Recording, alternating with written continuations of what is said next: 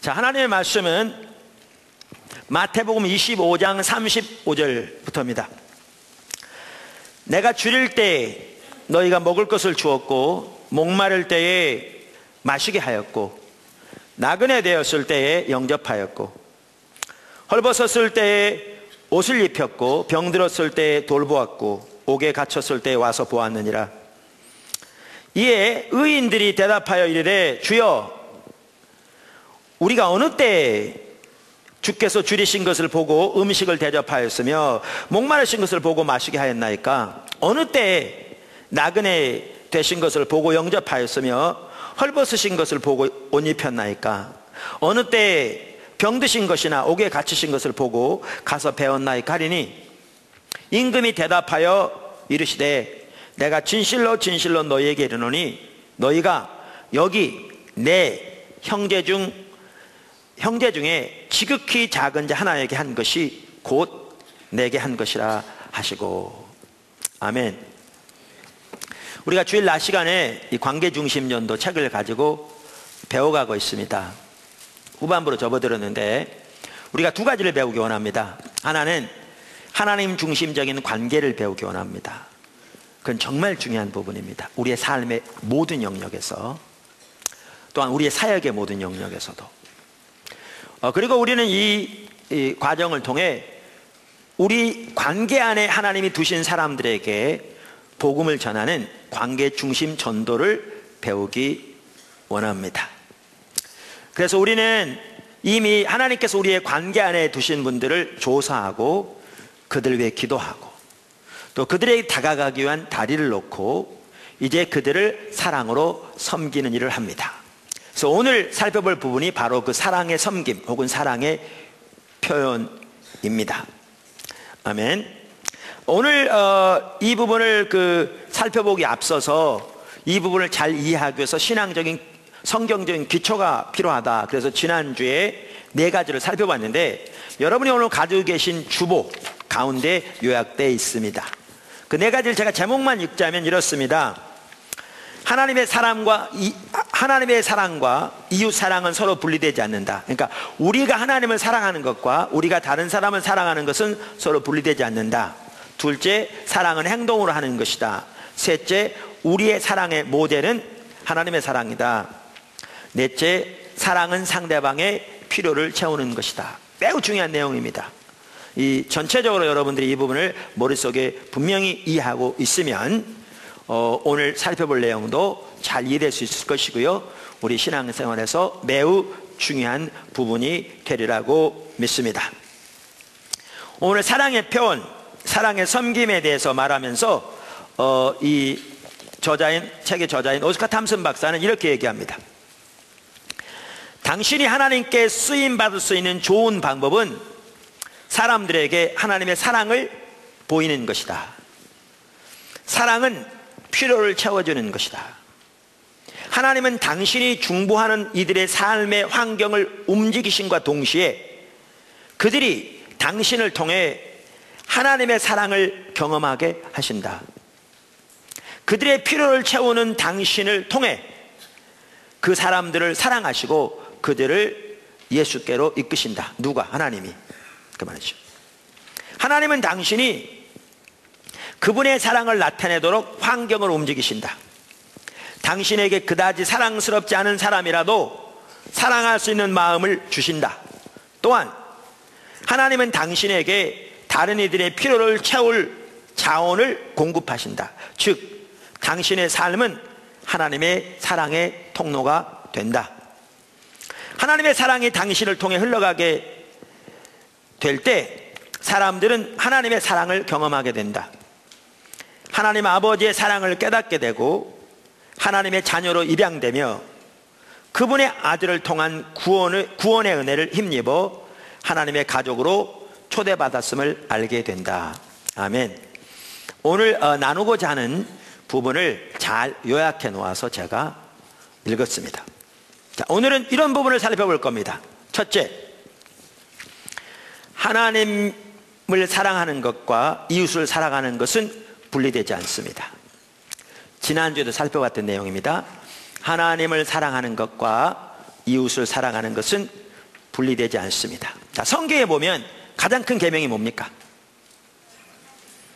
네, 하나님을 사랑하는 것. 우리의 존재를 다해 잘 알죠.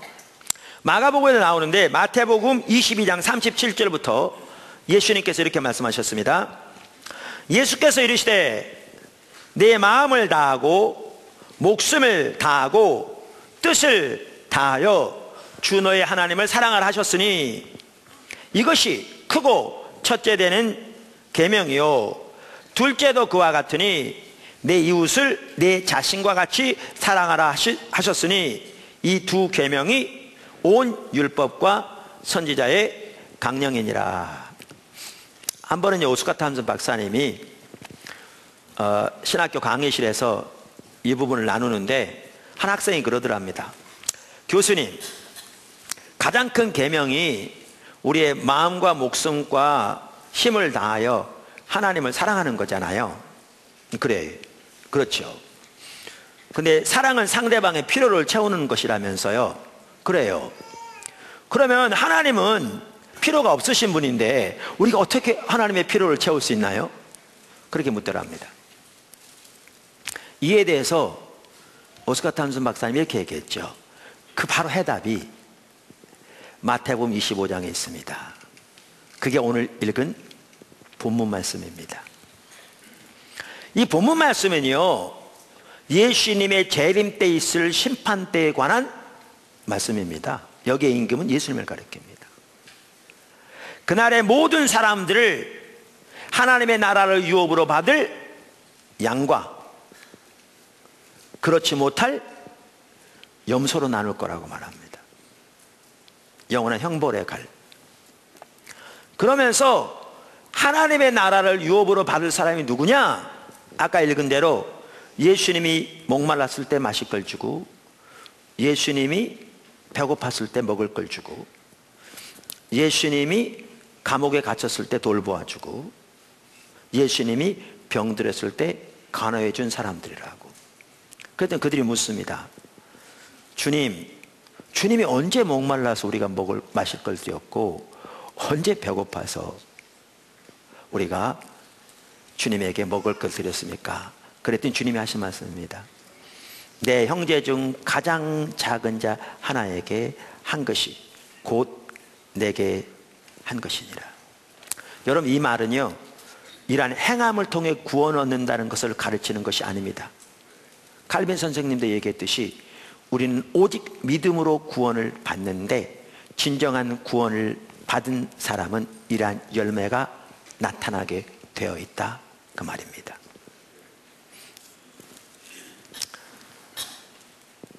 예를 들면요, 아마 제가 돈이 없어가지고요, 지금 우리 포도나무교회가 규모 이 정도 됐고 그랬는데 그럴 리 없겠지만 돈이 없어가지고 내가 이 양복 헤어진 걸 입고 오면요, 어쩌면 그 다음날 수많은 성도들이 양복 티켓을 저한테 갖다 줄 겁니다.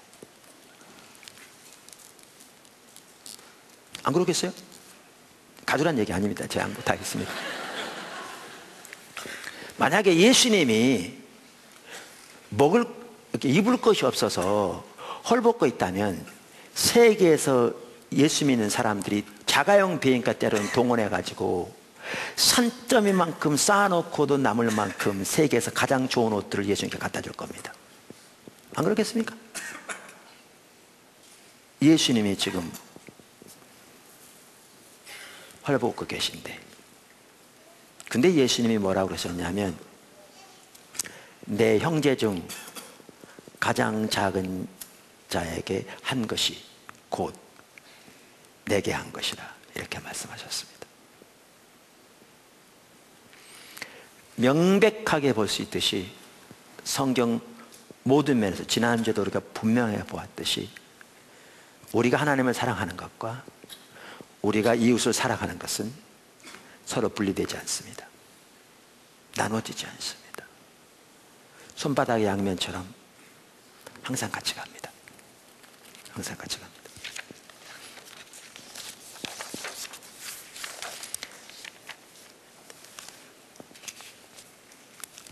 그래서 담슨 박사도 이렇게 얘기합니다. 예수님의 이름으로 사람들을 사랑하는 것이 곧 예수님을 사랑하는 것이다. 예수님이 소중히 여기시는 이들을 당신이 소중히 여길 때 당신은 마음을 다하고 목숨을 다하고 뜻을 다해 하나님을 사랑하는 것이다. 사람들의 필요를 채우는 하나님의 사랑의 통로가 되기 전까지는 진정으로 예수님을 사랑한다고 할 수 없다. 대단히 강력한 말이죠. 그러나 그 둘은 나눠지지 않으니까요.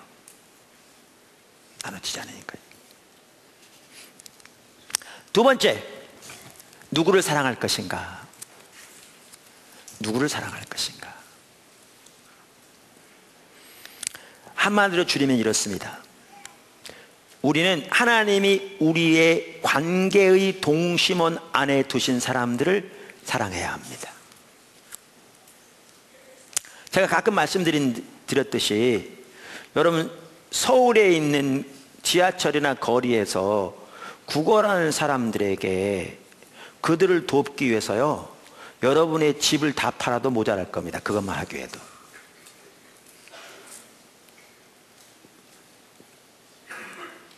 그럼 우리는 누구를 사랑할 것인가? 라는 거죠. 어떤 학자들은 이렇게 표현했더라고요. 성경에 보면 내 이웃을 사랑하라고 그랬다. 그러니까 우리 각자는 우리의 이웃을 사랑해야 한다. 그러니까 나는 나의 이웃을 사랑하고 여러분은 여러분의 이웃을 사랑하고 이렇게 우리가 우리의 이웃을 사랑하면 그게 전체가 커버될 거다. 그런데 그것을 이 오스카 탐슨 박사는 보다 구체적으로 뭐라고 표현했는가 하면 하나님이 우리의 관계의 동심원 안에 있는 사람들이 바로 우리가 사랑해야 할 사람들이다. 그리고 그들에게 예수님의 사랑을 전하는 것이 우리 모두의 사역이다. 그리고 그들의 영혼에 대해 하나님은 우리에게 책임을 물으실 것이다. 어마어마한 내용이잖아요. 그게 우리가 여태까지 살펴본 핵심적인 내용 중에 하나입니다. 그래서 누구를 사랑할 것인가? 우리의 관계 동심원 안에 두신 사람들을 우리가 사랑해야 합니다. 아멘. 근데 문제는 그 안에는 우리가 도저히 사랑하기를 원치 않는 사람들이 있는 거죠.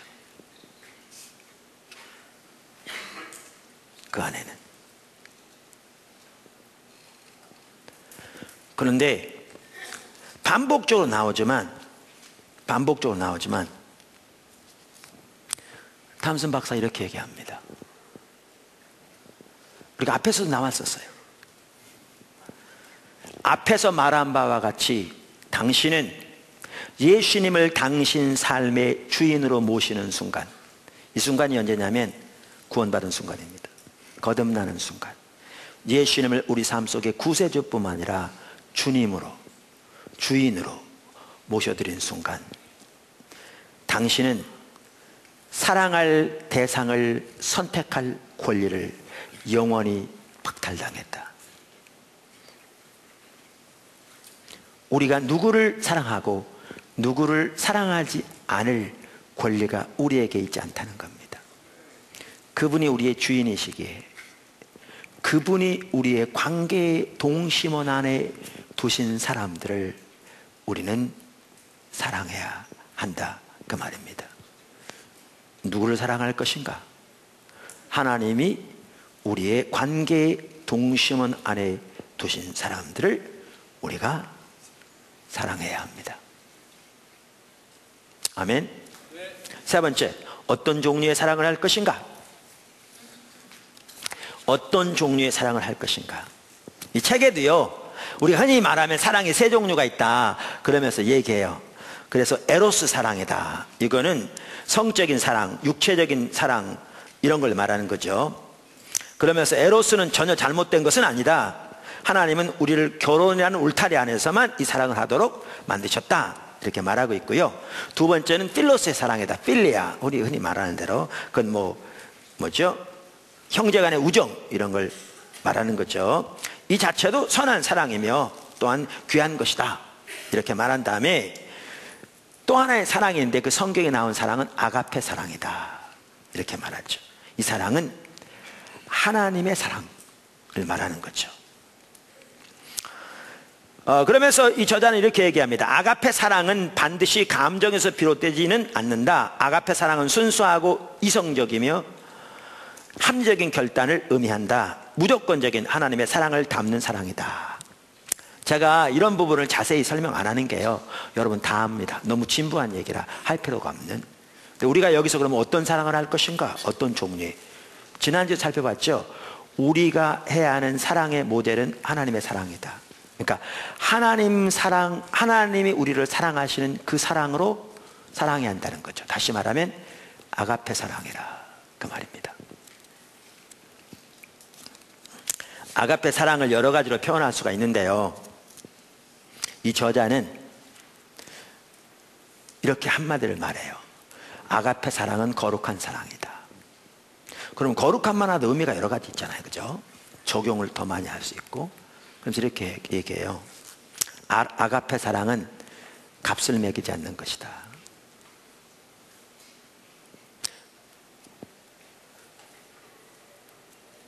이 저자는 이래요. 현대 사회에는 모든 것이 값이 매겨져 있다. 무슨 말이냐고요? 여러분의 관계의 동심원 안에 있는 사람이 지금 박근혜 대통령 비서실장 아버지예요. 그러면 여러분 그분한테 잘해줄 겁니다. 왜? 값이 매겨져 있잖아요.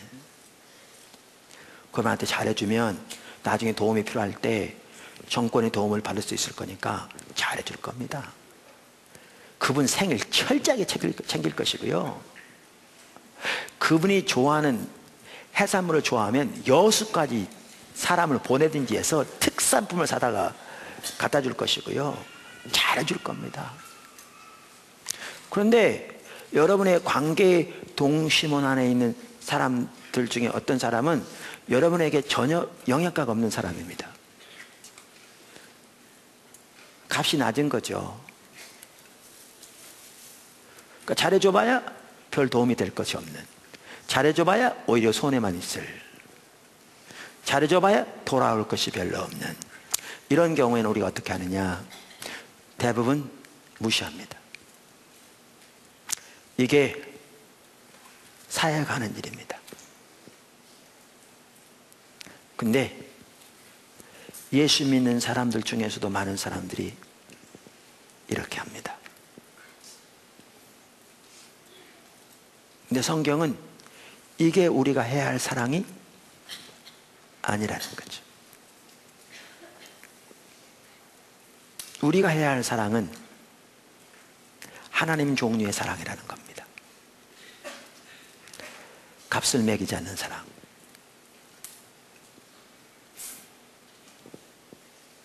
그러면서 그분은 이렇게 얘기합니다. 거룩하지 않은 사랑에는 가격이 붙는다. 하지만 하나님의 사랑은 값으로 매길 수 없다. 하나님의 사랑은 순수하며 끝이 없다. 하나님의 사랑은 대가를 요구하지 않는다. 신성하며 거룩하다. 하나님의 사랑은 무조건적이며 거저주는 사랑이다. 깨끗하고 거룩한 통로를 통해 흘러가는 거룩한 사랑이다. 다른 이들의 필요를 채워주겠다고 선택했을 때 당신은 그들을 향한 하나님의 사랑을 보여주게 된다. 아가페는 필요를 보았으니 그 필요를 채워주겠다는 의미다.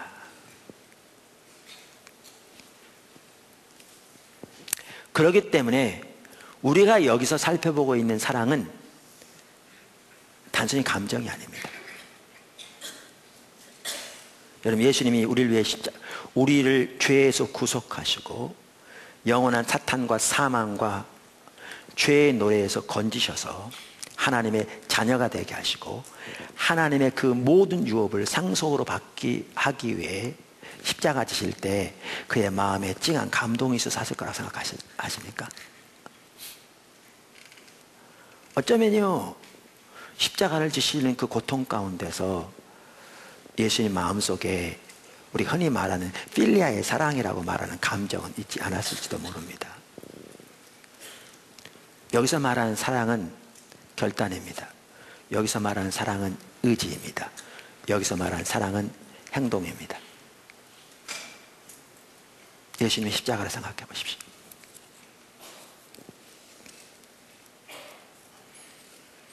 그래서 이 저자도 이렇게 말합니다.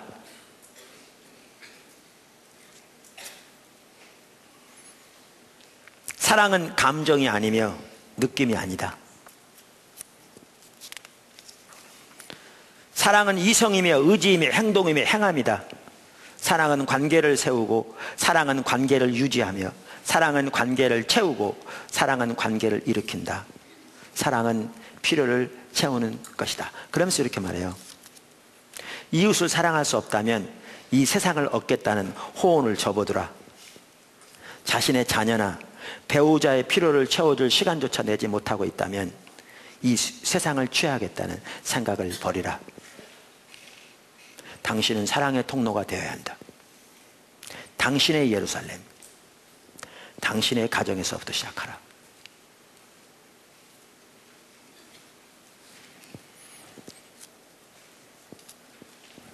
네 번째, 어떻게 사랑할 것인가? 이 하나하나 지금 중요합니다. 제가 오늘은 책대로 안 하고요, 책을 잘 이렇게 정리했어요. 여러분 쉽게 이해하도록.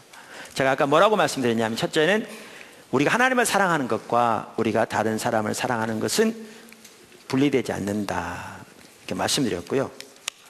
그 다음에 그럼 둘째는 누구를 사랑할 것인가? 하나님이 우리의 관계의 동심원 안에 두신 사람들을 우리를 사랑해야 한다. 세 번째, 그럼 어떤 종류의 사랑을 할 것인가? 그러니까 우리가 해야 할 사랑은 하나님 종류의 사랑이다. 하나님께서 우리를 구원하시기 위해 하나님의 아들 독생자를 십자가에 내어주신 그 사랑이 우리가 다른 사람을 사랑해야 할 우리 사랑의 모델이다. 이렇게 살펴봤습니다. 네 번째가 뭐냐면, 그럼 어떻게 사랑할 것인가? 자, 한마디로 말하면 여태까지 반복적으로 나왔습니다만은, 우리는 하나님이 사람들을 사랑하시는 것 같이, 사랑하시는 것 같은 방식으로 다른 사람도 사랑해야 합니다. 그 말은 사람들의 필요를 채워줌으로써 그들을 사랑해야 합니다. 사람들의 필요를 채워줌으로써 그 사람들을 사랑해야 합니다. 근데 문제는 아까도 말씀드린 대로 하나님이 우리의 관계의 동심원 안에 두신 사람들 중에는 우리가 사랑하기를 전혀 원치 않는 사람도 있다는 거죠. 사랑은커녕 그들을 위해 기도하는 자체도 자존심 상하고요. 그 사람들에게 우리의 대가를 지불하고 그들의 필요를 채운다? 전혀 원치 않는 사람들이 있는 거죠. 세상적으로 말하면요, 우리는, 세상 사람들은 우리에게 잘해준 사람은 우리도 잘해줍니다. 우리에게 도움이 되는 사람은 우리에게 잘해줍니다. 그런데 저 사람이 나를 밟았다? 그럼 나는 두 배로 밟아주고 싶은 것이 우리 세상의 방법입니다. 여러분 안 그러시나 보네요, 웃는 거 보니까. 제가 어제 그 토요 기도회를 인도하고 나서 두 팀을 상담했습니다. 근데 그 중에 어떤 한 팀이 그러시더라고요. 사업하신 여기 계신데, 그분이 예수를 믿었는데도 사업에서 자기를 어렵게 하면 자기도 그 사람 어렵게 하려고 노력했다는 거죠. 그 원수를 갚아주려고. 근데 포도나무교회에 와서 아내에 끌려왔는데, 처음엔 잘 안 들어왔는데, 오신 지 한 1년 남짓 됐는데, 여기서 신앙의 본질, 하나님을 사랑하는 게 뭔가 배우니까 자기가 잘못된 걸 발견하신 겁니다. 그래서 지금 이제 바꿔가고 있는 거죠. 매우 귀하게 하나님 앞에서 이렇게 세워져 가고 계신 것 같더라고요. 참고로 이렇게 제가 이렇게 사역이 많이 바쁘다 보니까 국내외로 우리 지체들이 좀 상담을 한번 받고 싶어도 바쁘니까 못 오거든요. 또 이렇게 목사님 바쁘니까 그렇게 이해해줘서 감사하긴 한데요. 여러분들이 저희가 꼭 나눠야 할 얘기가 있으면 메일로 보내시면 돼요. 제가 어디에 가든지 메일은 꼭 체크합니다. 메일 주소는 홈페이지에 있습니다. 그 다음에 꼭 도움이 필요하신 분들은 주일날 예배, 그 다음에 1부 예배, 2부 예배 성경 공부 다 마치고 나면 제가 피곤하긴 하지만 섬길 수 있습니다. 얼마 전에는 한 부부가 부부 사이가 좀 삐걱거리는 것 같더라고요. 그래서 제가 오라고 그랬어요. 그래서 몇 주 동안 매 주일마다 모였습니다. 두 부부 앉혀놓고 계속 나눴습니다. 그래서 많이 이제 전화 안 됐습니다. 그래서 몇 개월에 다시 오라고 했습니다. 점검하려고. 그래서 몇 개월에 또 만났습니다. 근데 잘하고 있는 것 같아 지금은 안 만납니다. 그래서 제가 그렇게 섬길 수 있으니까 꼭 필요한 분들은 그때 도움을 요청하시면 됩니다. 그런데 아까도 말씀드린 대로 우리의 관계의 동심원 안에 있는 사람들은 사람들 중에는 우리가 전혀 사랑하고 싶지 않은 사람들이 있는데 어떻게 해야 되느냐 그 말이죠. 역시 우리는 어디로 돌아가야 되느냐? 예수님의 말씀으로 돌아가야 합니다. 예수님 말씀으로. 예수님 뭐라고 말씀하고 계신가? 마태복음 5장에 보면 이렇게 말씀하고 계십니다. 5장 43절부터 제가 읽겠습니다. 내 이웃을 사랑하고 내 원수를 미워하라 하였다는 것을 너희가 들었으나, 이게 이제 일반적으로 사람들이 하는 일입니다. 또 구약에서는 이렇게 했습니다. 나는 너희에게 이르노니 너희 원수를 사랑하며 너희를 박해하는 자를 위하여 기도하라. 이같이 한즉 하늘에 계신 너희 아버지의 아들이 되리니 이는 하나님이 그 해를 악인과 선인에게 비추시며 비를 의로운 자와 불의한 자에게 내려주심이라. 한두 절 더 읽으면요, 너희가 너희를 사랑하는 자를 사랑하면 무슨 상이 있으리요? 세리도 이같이 아니하느냐. 예수님 당시에 사회 전반적으로 가장 큰 죄인이라고 자타가 공인하는 사람들이 세리였습니다. 예수님이 뭐라고 말씀하셨냐면 너희가 너희를 사랑하는 자를 사랑하면 그것은 세리들도 한다, 이렇게 말씀하셨죠. 또 너희가 너희 형제에게만 무난하면 남보다 나은 것이 무엇이냐? 이방인들도, 전혀 하나님을 알지 못하는 이방인들도 이같이 아니하느냐, 이렇게 말씀하셨습니다. 그러니까 우리가 우리에게 유익이 되고 우리에게 잘해준 사람만 사랑하고 우리에게 잘못하는 사람들, 우리는 때로는 어렵게 하는 사람들, 때로는 우리에게 해를 끼치는 사람들, 우리를 핍박하는 사람들을 우리가 미워한다면 안 믿는 사람과 다를 바가 아무것도 없다, 그 말입니다. 그러면서 예수님께서 하신 말씀이 너희 원수를 사랑하며 너희를 박해하는 자를 위하여 기도하라, 이렇게 말했습니다. 탐슨 박사는요, 이 말을 이렇게 표현했더라고요. 원수를 사랑할 말을 제가 읽어볼게요. 원수를 어떻게 사랑해야 할까? 그러면서 하나님이 무엇이라고 말씀하시는가? 당신이 사랑하는 사람을 떠올리고 그 사람에게 대하는 것과 똑같이 원수에게 대하라.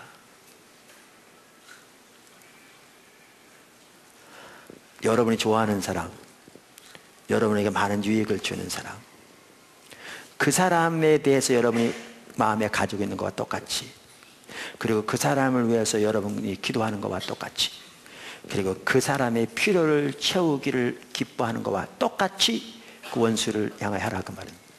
그렇게 좋은 마음을 가지고 그렇게 위해서 기도하며 그렇게 그 사람의 필요를 채워라. 이게 예수님의 가르침입니다.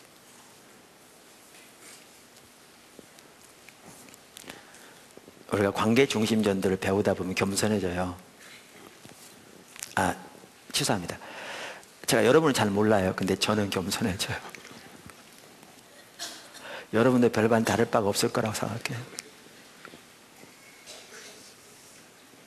우리는 예수를 믿으면서도 너무나 안 믿는 사람과 똑같이 하거든요. 그러면서 여기 이 구절을 가지고 이렇게 얘기해요. 탐슨 박사가 바로 아까 읽었던 그 45절. 그러면서 이렇게 얘기해요. 여러분이 잠시 하나님이라고 생각해보라. 이게 참나한 말이지만 잠시 하나님이라고 생각해보라, 그 말이에요. 여기 두 농부가 있는데 한 농부는 당신을 경외해요. 틈나는데 당신을 예배하고 당신께 감사하고 소출이 나면 당신에게 11조를 드릴 뿐만 아니라 남은 수확을 가지고도 당신의 영광을 위해서요. 당신이 거기 있다고 생각해 보세요. 근데 다른 농부는 당신을 인정하지도 않아요. 감싸지도 않아. 온갖 안 좋은 욕설로 당신에게 말해. 그리고 그 모든 것은 자기 욕심을 위해서만 써. 자, 당신이 하나님이라면 어떻게 하시겠어요? 저 같으면 그렇게 잘하는 농부에게는 해를 쫙 잘 주고 비를 쫙 잘 두고 배은망덕하고 은혜도 모르는 저 잘못된 저 농부에게는 비도 이슬도 햇빛도 안 줘서 그 농사 쫙 망하게 해버리고 싶을 거예요. 여러분은 안 오신 거 보니까 전혀 안 그런 분 같아요. 근데 성경이 뭐라고 말하고 있는가 하면 하늘에 계신 이렇게 하여야 하늘에 계신 너희 아버지의 아들이 되리니 이는 하나님이 그 해를 악인과 선인에게 비추시며 비를 의로운 자와 불의한 자에게 내려주심이라. 이 사랑으로 사랑하라 그 말입니다. 이 사랑으로.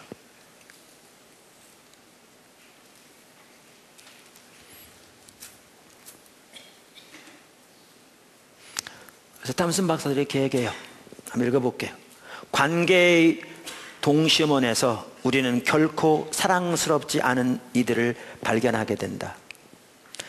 정말 저렇게 심술궂은 사람은 처음 봤다는 생각이 들 정도의 직장 동료도 있을 것이다. 그들은 당신에게 마음을 열지 않겠지만 그래도 이렇게 기도하라. 하나님께 아버지, 제게 그들의 필요를 보여주세요. 제가 여기 있습니다. 아버지는 저의 모든 책임을 아십니다. 어디로 가든 삶에서 누구를 만나든 제가 소금이 되겠습니다. 사람들의 삶을 어루만지고 인내하며 돕고 치유하며 사랑하는 소금이 되겠습니다. 이렇게 기도하라는 겁니다. 그렇게 사랑하기 힘쓰라 그 말이죠. 그리고 정말 불가능하다는 생각이 드는 사람을 만나게 되거든 이렇게 기도하라고 말합니다. 아버지, 그의 환경을 움직이셔서 그를 아버지께로 이끄시고 그의 필요를 채워주세요. 아멘. 다섯 번째, 이 삶은 예수님이 우리의 주인 된 삶에서만 가능합니다.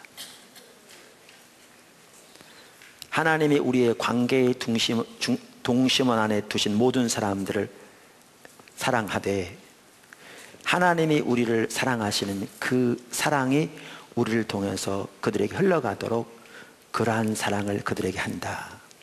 그 중에는 정말 우리가 생각하기도 싫은 사람들도 있는데 그들에게마저 내게 가장 잘해주는, 내가 가장 좋아하는 사람에게 하듯 그 사람을 그렇게 좋게 생각하고 내가 가장 좋아하는 사람을 위해서 내가 기도하는 것처럼 내가 그 사람을 위해 기도하고 내가 가장 좋아하는 사람의 필요를 알아 채우기를 기뻐하는 것처럼 그 사람의 필요를 알아 채우기를 힘쓰는 이 삶이요, 예수님이 우리의 주인 된 삶에서만 가능합니다. 예수님이 우리의 주인 된 올바른 신앙생활에서만 가능합니다.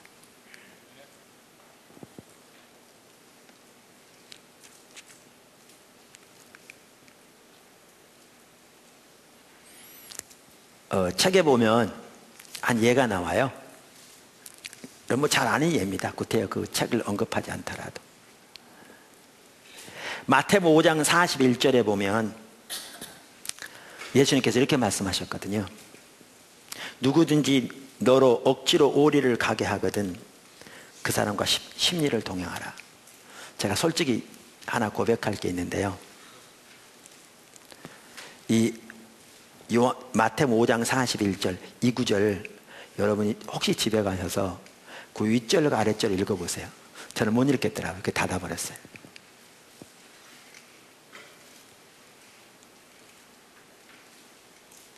이게 하나님이 우리에게 원하신 사랑이거든요.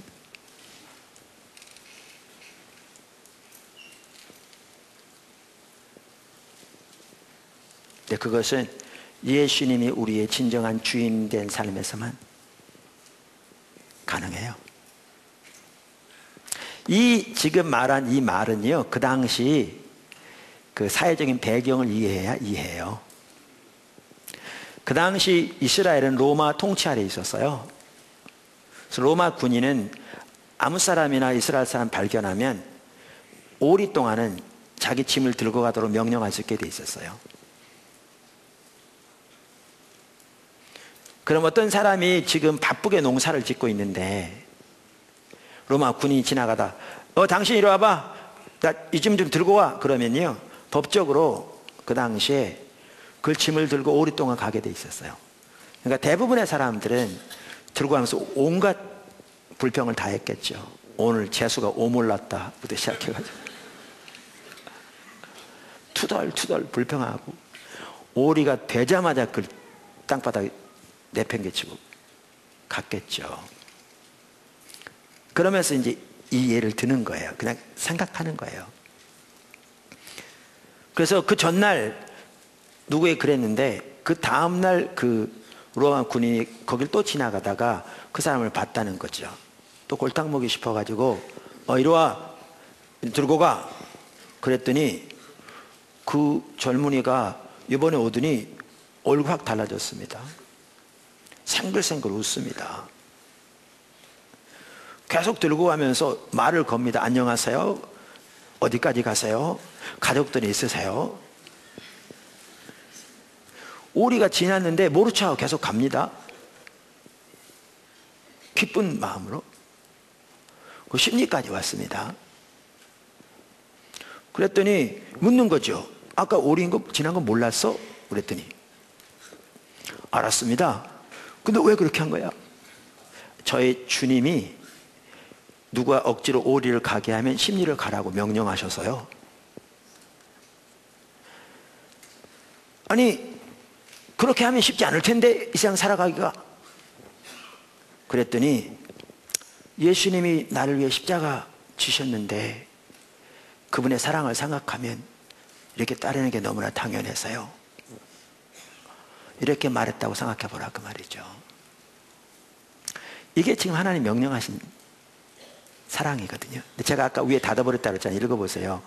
이 사랑은요 세상에 조롱받은 사랑이에요. 멸시받을 사랑. 세상 사람들은 그렇게 하지 않아요. 하나님 종류의 사랑이라 그 말이에요. 그러면서 저자는 이렇게 얘기합니다. 오스카 탐슨 박사는 기억하라, 사랑은 행합니다. 필요를 채워주는 것이다.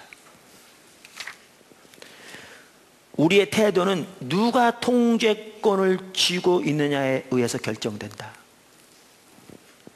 예수님이신가? 아니면 나 자신인가? 내 태도가 결정되면 나는 그 태도에 따라 반응한다. 예수님이 바라시는 사람이 될 수 있는 길은 오직 하나, 오직 하나. 옛 본성을 따르지 않고 예수님을 따르는 것뿐이다. 왕의 권위에 대한 복종말이다.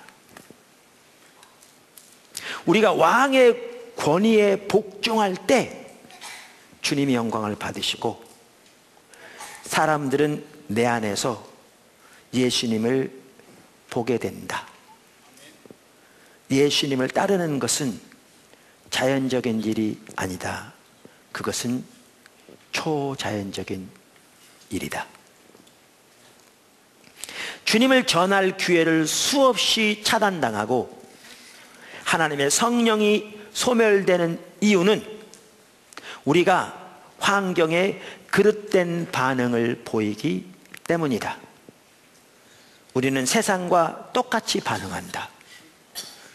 그렇기 때문에 결실을 볼 수가 없다. 사실은 우리가 예수님을 믿고 우리 마음속에 구주와 주님으로 모셔드림으로 구원받는데, 구주와 주님으로 모신다는 말은 더 이상 우리의 삶의 주인이 내가 아니라 예수님이 되기를 선택한 겁니다. 그렇기 때문에 아까 그리고 앞에서도 반복적으로 나오듯이 우리가 예수님을 우리의 주인으로 모시는 순간 우리는 우리가 사랑해야 할 사람을 선택할 권리를 영원히 박탈당했다, 이렇게 말하는 겁니다. 그런데 우리가 예수를 믿어 하나님의 자녀가 되었어도 여전히 자기중심적인 삶, 옛 본성을 따르는 삶을 살면 이런 종류의 사랑은 불가능합니다. 그러니까 안 믿는 이방인처럼 똑같이 행동합니다. 우리에게 잘해준 사람은 잘해주고 우리에게 유익이 될 만한 사람에게는 잘해주되, 우리에게 별 값어치가 없고 우리에게 잘 못해준 사람은 우리는 2배로 갚아주지 못할 망정 무시하기도 하고 때로는 2배, 3배로 갚아주기도 하고 예수를 믿으면서도 그렇게 합니다. 이 종류의 사랑이요, 예수님이 우리의 삶의 주인이실 때만 가능합니다. 이게 우리 신앙생활입니다. 참다운 신앙생활입니다. 하나님께서 그 은혜를 저에게, 여러분에게 부어주시고 예수님 축복합니다. 우리 포도나무 지체들이 정말 이렇게 귀하고 하나 앞에서, 물론 다른 교회 지체들도 다 귀합니다만은, 그래서 감사해서 이렇게 배운 대로 순종하고자 하는 그 열망이 있고, 이렇게 엎어지고 굳게 될지 몰라 다시 일어나서 주님을 따라가고자 하는 그 노력과 한신이 있어서 너무 감사하고, 이렇게 잘 자라가고 있어서 감사합니다. 더 큰 은혜가 이렇게 우리 모두에게 부어지기를 축복합니다. 마지막으로 6번째, 하나님이 우리를 통해 사람을 사랑하기 원하십니다. 아주 중요합니다. 아까도 말씀드린 이 책에는 이 순서대로 정리되어 있지 않아요. 제가 오늘은요, 여러분 이해하기 쉽도록 정리를 다시 했어요. 하나님이 우리를 통해 사람들을 사랑하기를 원하십니다. 무슨 말이냐면요, 우리가 이 사랑을 하되 우리가 하는 게 아니라는 사실을 기억해야 합니다. 여러분이 여러분의 자원으로 이 일을 하려고 하면요, 절대로 오래되지 않아서 여러분은 고갈됩니다. 고갈됩니다. 못 감당합니다. 이 저자들 이런 얘기를 하거든요. 제가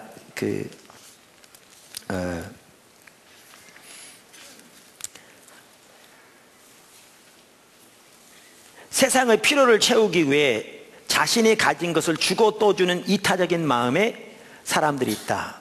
그러나 결국에는 자신이 바싹 말라버리고 만다.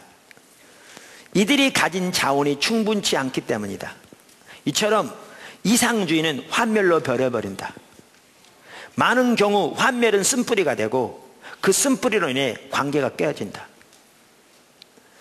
자신의 우물이 바닥나 완전히 말라버릴 때까지 나눠주고 또 나눠주는 이타적인 목사의 모습이 좋은 예가 되겠다. 그가 다른 사람의 필요를 채워주는 이유는 그럼으로써 자기 자신의 필요가 채워지기 때문이다. 사람들이 그의 진정한 동기를 알아차리고 그에게 등을 돌리면 결국 그 목사는 좌절과 패배감에 사로잡혀 괴로워하고 공허해하면서 사역을 떠나고 만다. 이런 일이 일어나는 거죠. 왜요? 우리가 하려고 하니까요. 그리고 잘 되면 영적인 우월감이 생기고 비교의식이 생기는 거죠. 아니요, 반드시 기억해 하실 일이 있어요. 반드시. 우리가 상대방을 사랑하는 것은요, 우리가 우리 자원을 하는 게 아니고요, 하나님이 우리를 통해서 그들을 사랑하시는 것이며 우리는 그 통로가 되는 겁니다. 이걸 반드시 기억하셔야 합니다. 반드시 기억하셔야 합니다. 그래야 올바로 사랑할 수 있습니다. 우리가 말한 지금 이 사랑은 하나님이 우리를 통해서 자신의 사랑을 나타내시는 겁니다. 그래서 우리는 그 하나님의 사랑의 통로가 되는 것입니다. 그래서 여기 네 가지가 중요합니다. 제가 먼저 네 가지 전체적으로 읽겠습니다. 왜냐하면 그 전체 윤곽을 여러분 보기 원하셔서 책에 나온 내용들을 제가 이렇게 따로 정리했습니다. 첫째, 하나님이 우리를 상황 속으로 이끄신다. 하나님이 우리를 상황 속으로 이끄신다. 둘째, 상대방의 필요를 채우기 위한 자원은 하나님이 공급하신다. 상대방의 필요를 채우기 위한 자원은 하나님이 공급하신다. 셋째, 하나님은 사랑의 동기를 부여해 주신다. 하나님은 사랑의 동기를 부여해 주신다. 넷째, 우리는 하나님의 사랑의 통로가 된다. 자, 간단히 설명하겠습니다. 죄송합니다. 첫째, 하나님이 우리를 상황 속으로 이끄십니다. 이 이해가 매우 중요하다고 믿습니다. 매우 중요하다. 우리가 지난주에 살펴봤는데 이 책에 처음 나온 그 오토바이 거울 사건 아시죠? 이런 일이 있을 때 우리는 기분 나빠합니다. 그리고 어떻게 이런 일이 일어날 수 있는가? 우리는 이런 일이 일어날 때 하나님이 그 사람을 우리의 환경 속으로, 상황 속으로 이끄셨다는 것을 거의 생각하지 않습니다. 근데 우리가 이렇게 사랑하는 삶을 살려면 하나님이 사람들을 우리의 상황 속으로 이끄신다는 사실을 늘 기억하고 그 가능성에 대해서 열려져 있어야 합니다. 이게 너무나 중요합니다. 너무 중요합니다. 이건 여기 적절한 예는 아닐 것 같습니다. 저는 적절한 예만 들은 사람은 아닙니다. 어제 제가 집에 가다가 제 사무실에 이렇게 나무를 좀 화초를 받침대를 좀 구하려고 이 앞에 있는 저 바로 맞은편, 고속도로 맞은편 있는 그 화원에 들렸습니다. 그 타이어집 바로 뒤에. 어떤 분이 제 사무실에 어떤 그때 교회 행사가 있을 때 화초를 이렇게 선물해 줬는데 이게 크니까 부러지는 거죠. 그래서 제가 받침대를 이렇게 지지대를 구하려고 갔더니 그런 게 없더라고요. 근데 버려진 하나가 있어서 그 가져도 되냐고 했더니 주워줬어요. 그랬더니 또 화분 이렇게 여러 개 이렇게 빈 화분으로 쌓았는데 그 사이에가 대나무가 이렇게 꼽혔더라고요. 지대였어요. 그래서 이것도 안 쓰실 거냐고 했더니 그분이 주려고 쑥 뺀 거예요. 근데 쑥 빼면서 그 화분이 탁 떨어져 가지고요. 그분이 3만 원짜리 깨졌다는 거예요.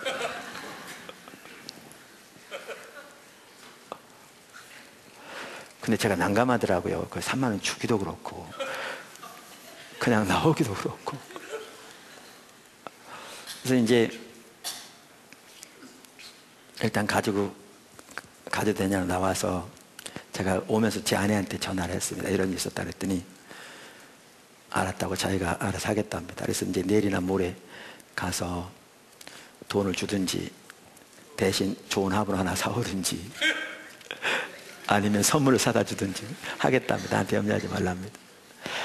이런 일을 닥쳤을 때 우리는 일반적으로 하나님이 상대방을 우리의 환경 속으로 이끄신다는 것을 전혀 의식하지 않는 경우가 너무나 많은데 우리가 우리의 삶에서 늘 염두에 두고 깨어있어야 할 한 부분이 뭐냐면 하나님이 사람들을 우리의 환경 속으로 이끄신다는 사실을 기억해야 한다는 겁니다. 이게 중요합니다. 그러니까 이러한 사랑하는 삶을 살려면 이것이 우리 삶 속에 늘 있어야 한다는 겁니다. 늘 있어야 한답니다. 할렐루야. 두 번째, 아까 뭐라고 그랬죠? 우리의 필요를 채우기 위한 자원은 누가 공급하신다? 하나님이 공급하신다. 반드시 중요한 내용입니다. 우리는 하나님의 사랑으로 상대방을 사랑하되 우리의 자원으로 하는 게 아니고요, 하나님의 자원으로 하는 겁니다. 그 그분이 우리를 통해서 상대방을 사랑하도록 우리가 통로가 되는 것입니다. 아까 제가 읽었잖아요. 어떤 오스카 탐슨 박사님 얘기. 그러면서 이렇게 많은 경우 환멸은 쓴뿌리가 되고 쭉 얘기했잖아요. 그러면서 이렇게 얘기해요. 그러한 사람은 자신이 사람들의 필요를 채우는 원천이 아니라 통로임을 깨닫지 못하고 있기 때문이다. 자신이 하려고 하니까 그런다는 거죠. 자신은 원천이 아니라 통로일 뿐인데 근원과 원천은 하나님이신데, 우리는 우리의 자원과 사랑이 하나님으로부터 왔으며 계속해서 하나님으로부터 공급을 받아야 한다는 것을 깨달아야 한다. 이 진리를 깨닫지 못하면 결국 인본주의에 빠지게 되고 이 세상의 악의 다툼을 견디지 못하게 된다. 하나님을 향한 사랑이 잃어버린 자를 향한 사랑보다 우선해야 한다. 당연히 이제 좀 나옵니다만 하나님을 사랑하는 게 먼저죠. 이것도요, 좋은 예가 전혀 안 될 수 있습니다. 재미있는 예라 드립니다.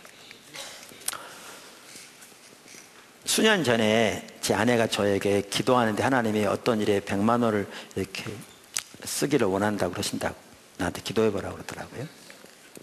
그래서 저도 기도했는데 50만 원만 하면 될 것 같더라고요. 그래서 제가 제 아내한테 우리 50만 원만 했으면 되겠다 그랬어요. 그랬더니 2, 3일도 안 됐는데요. 그 읽고 난 지 2, 3일도 안 됐는데 또 상대방은 그런 내용을 전혀 몰라요. 우리가 얘기할 리도 없고. 한 분이 제 사무실에 들러온 거예요. 그전에는 그런 일이 한 번도 없었는데 그분이 그 종류의 일은 사무실에 들어오더니 그때 제 아내가 있었는데 제 아내 쪽으로 가더니 봉투 하나를 꺼내가지고요 제 아내 손에 딱 쥐어주면서 뭐라고 그런지 아세요? 사모님 이거 목사님 고기라도 사주세요. 그래서 그걸 가셨어요. 열어봤더니 얼마였게요? 어떻게 이렇게 잘하세요?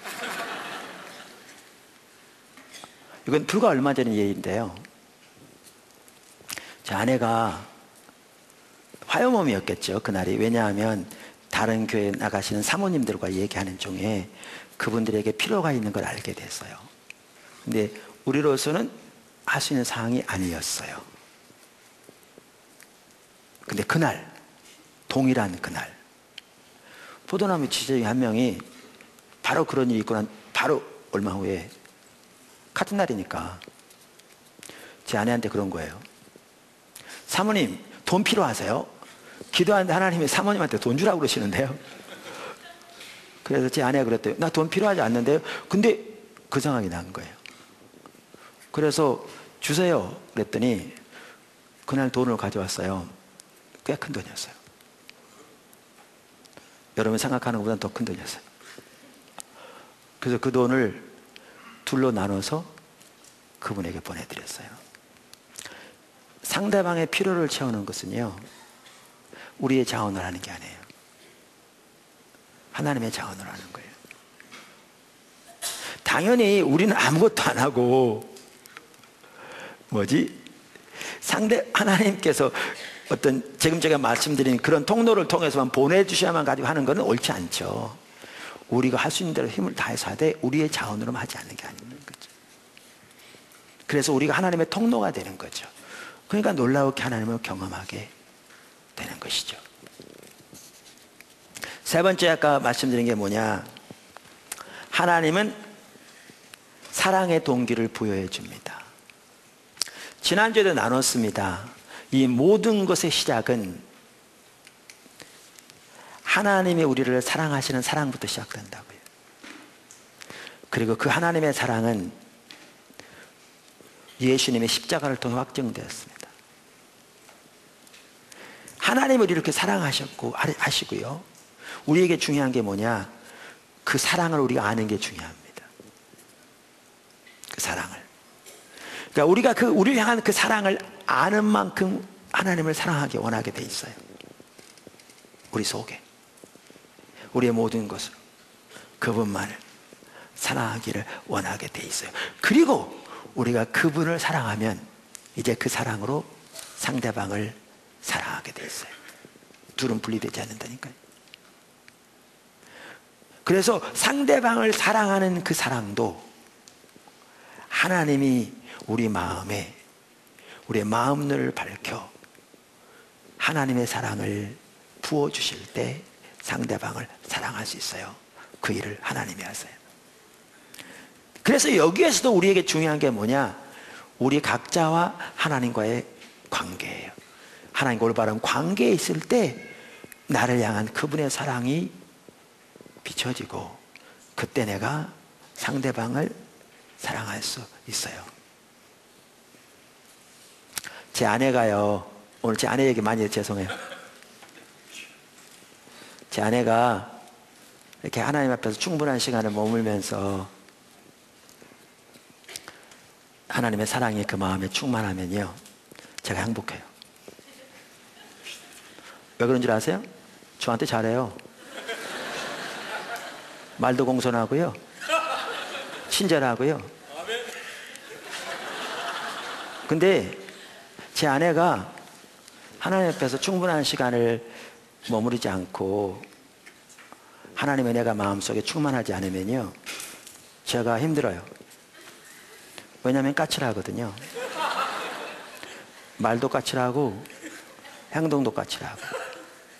근데 제 아내만 그런 게 아니에요. 저도 그렇고요, 여러분 중에 단 한 사람도 이해가 없어요. 우리 인간은 다 그래요. 아무도 이해가 없어요. 하나님과의 관계에서 그분의 사랑이 우리 속에 넘칠 때만 우리는 그분의 사랑으로 상대방을 사랑할 수 있어요. 근데 그 사랑을 그분이 공급해 주세요. 그래서 우리는 하나님의 사랑으로 상대방을 사랑할 수 있기 위해서는 순간순간 하나님으로부터 그 사랑을 공급받아야 돼요. 공급받아야 돼요. 우리 모두가. 아멘. 마지막으로 그래서 우리는 하나님의 사랑의 통로입니다. 하나님이 우리를 통해서 다른 사람을 사랑하는 통로가 되는 것입니다. 포도나무 교회 지체들이 주님을 잘 따라서 가고 있어서 너무 감사하고요. 감사하고, 근데 우리가 하나님께서 우리에게 더 은혜를 부으셔서 하나님의 주적인 관계 안에서 정말 우리가 복된 행복한 삶을 살 뿐만 아니라 우리의 관계 안에 두신 사람들을 우리가 사랑하고 섬겨서 주님이 그들을 우리를 통해 주님께로 인도하시는 복된 삶을 더욱 누리게 되시기를 주님으로 축원합니다.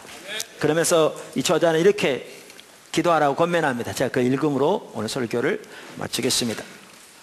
관계의 원을 따라 움직이면서 기도하라. 그러면서 아버지, 제가 여기 있습니다. 제가 주님의 위대한 사랑의 곳간으로 가겠습니다. 아버지가 공급해 주시는 그 사랑이 저를 통해 흘러가서 제 주위에 있는 사람들의 필요를 채우도록 제가 아버지의 공급하심을 의지하겠습니다.